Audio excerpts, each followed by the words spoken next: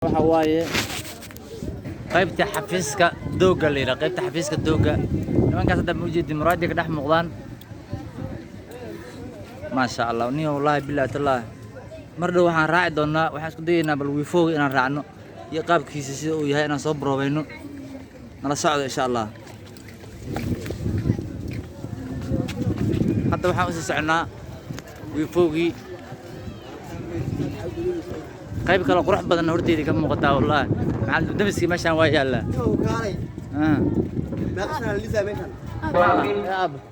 xafiiska baafinta waxaa lagu hayaa gabar yar oo magaceeda ku sheegtay nadiifo saalax aadan nadiifo saalax aadan magaca hooyadeed xafiiska baafinta oo maqla cunuga lagu hayaa hadduu ka maqan yahay waa soo dooran kartaa sacdiyo mire haddii aad ina maqlayso nadiifo saalax qaybtaan oo qaybta ugu qatarsan aabay mudulmiya maalmiya damiska tawaa kaasa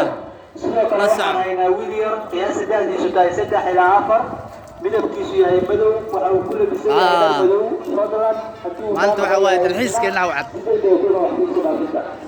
xafiiska baafinta ka soo gaarada uu ka maqayo qofkaas la sheegaa ها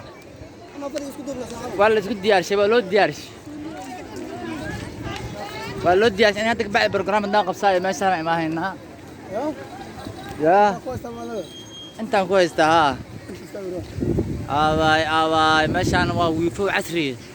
كما waxaan maleeyahay Yurub laga bahelo waa mid oo Dar es Salaam gooniya intaan soo arkayna wiifo bahala ma ana soo arag soo socda haddana waxaan rabnaa wax yar inaan nasanno maadaama aan soo daalnay maanta hadda waa iska lug la soco waa soo siib waaye haddii aad rabtid inaad macnaha aad xafiiskan soo geshid hadda meeshaan aan nimid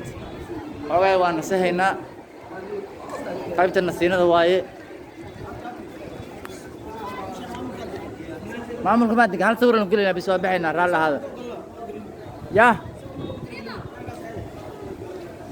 maamulka bis ma digan anaga maamulka kamidna noo dul qaatinayo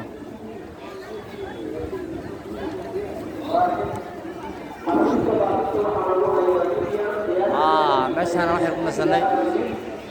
inkastoo loo diiday waxaa lihi meeshaan maamulka bisa loo ogol yahay